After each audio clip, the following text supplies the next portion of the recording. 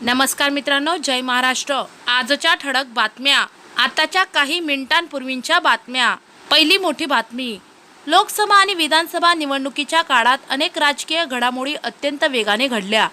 राष्ट्रवादी काँग्रेस अजित पवार पक्षात असलेले अजित गव्हाणे यांनी विधानसभा निवडणुकीला भोसरी विधानसभेची उमेदवारी न मिळाल्याने शरद पवार गटात प्रवेश केला होता।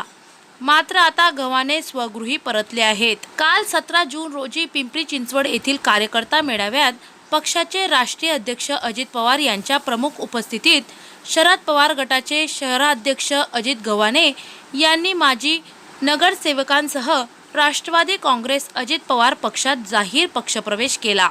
त्यांच्या जाण्याने शरद पवार यांच्यासाठी हा मोठा धक्का मानला जात आहे। त्यापुढची मोठी बातमी, भारतात आतापर्यंत विविध धातूंच्या खाणी सापडल्या आहेत। सोने, चांदी आणि इतर दुर्मिळ धातूंच्या खाणी देशात अस्तित्वात असून या खाणींमधून धातूंचे उत्खनन सुरू आहे। या खाणींमुळे खऱ्या अर्थाने भारताच्या अर्थव्यवस्थेला चालना मिळाली आहे। खाणींमधून निघणाऱ्या मौल्यवान धातूमुळे भारताचा एकात्मिक विकास सुनिश्चित होतोय।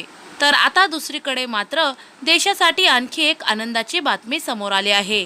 ती म्हणजे भारतात आतापर्यंतचा सर्वात मोठा कच्च्या तेलाचा साठा सापडला आहे। त्यामुळे अर्थव्यवस्थेला आणखी चालना मिळेल। त्यापुढची मोठी बातमी, टीम इंडिया विरुद्ध इंग्लंड यांच्यातील कसोटी मालिकेला 20 जून पासून सुरुवात होणार आहे। उभय संघातील पहिला सामना हा हेडिंग्ले लीड्स येथे होणार आहे। शुभमन गिल या मालिकेतून कर्णधार म्हणून पदार्पण करणार।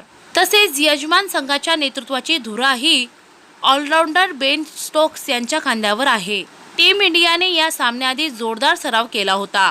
पहिल्या सामन्याला अवघ्या काही तासांचा अवधी बाकी आहे। त्यापुढची मोठी बातमी बघा, राज्य अभ्यासक्रम आराखडा शालेय शिक्षण 2024 नुसार यापुढे इयत्ता 1ली ते 5वी साठी मराठी व इंग्रजी माध्यमांच्या शाळांमध्ये हिंदी ही तृतीय भाषा म्हणून अनिवार्य असेल। शिवाय अन्य माध्यमांच्या शाळांमध्ये इयत्ता 1ली ते 5वी साठी माध्यम भाषा मराठी व इंग्रजी अशा 3 भाषा अभ्यासल्या जाणार आहेत।